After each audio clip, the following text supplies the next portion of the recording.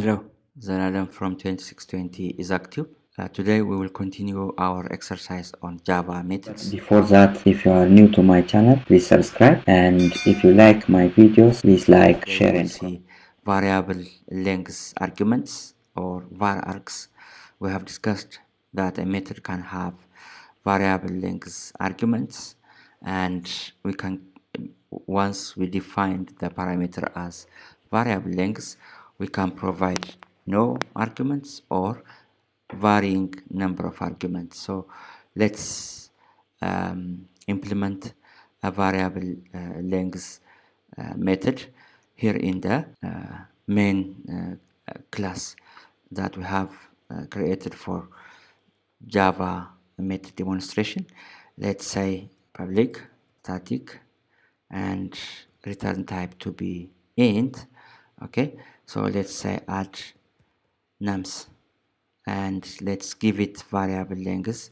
So as you might remember, we define varargs as like this with 3 dots, and then we give the identifier.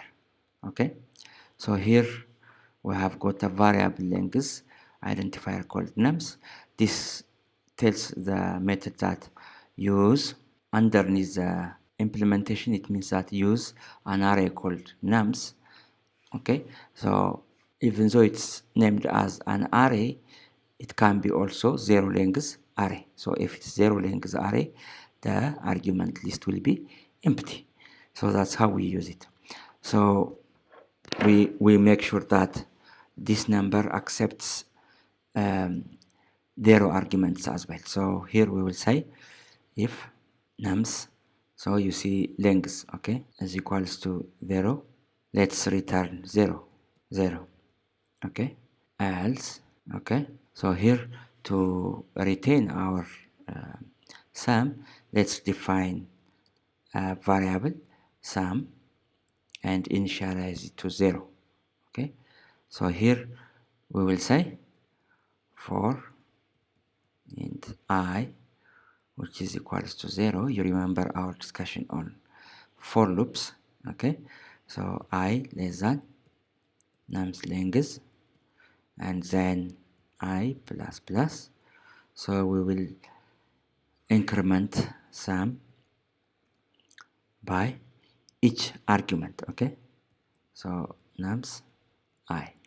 Okay, so here we will return sum. Okay, so if we provide no arguments, 0 will be returned. If we provide a number of arguments, those will be added and the sum will be returned. So we made this method static, as you remember from our lecture. A static method, we are going to call this method in the main method, which is a static method. So static methods only can use static fields and methods, so that's why we made it. So here we will describe.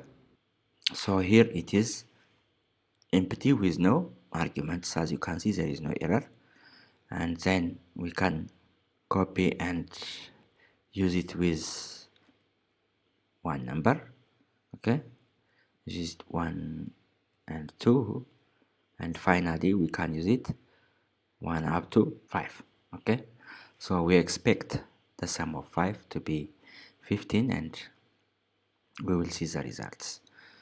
All right, so let's run this one and see the results. So you can see the first one is 0 because there was no argument given. The second one is 1, we gave only 1, and the third one is 3, 2 plus 1 is 3, and the fourth one is 15. The sum of 1 up to 5 is 15. So that's how we use variable length arguments in Java. So as you know, variable length arguments have got specific recommendations.